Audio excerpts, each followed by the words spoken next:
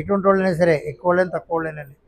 నాకు కొంచెం ఏడ్చింటే కొంచెం టెన్షన్ చేస్తే పడిపోతుంది అసలు.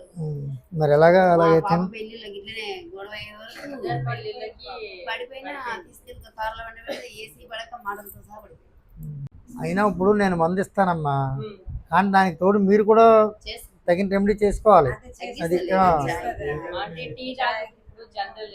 డాక్టర్ గారు చూపించావా? నాడి చూపించు సార్, చూడండి. ఎందుకంటే ఇటువంటి వాళ్ళే చూడాలండి మనం, ఎందుకంటే అంత మధ్యతరగతి కనపడవు పైకి.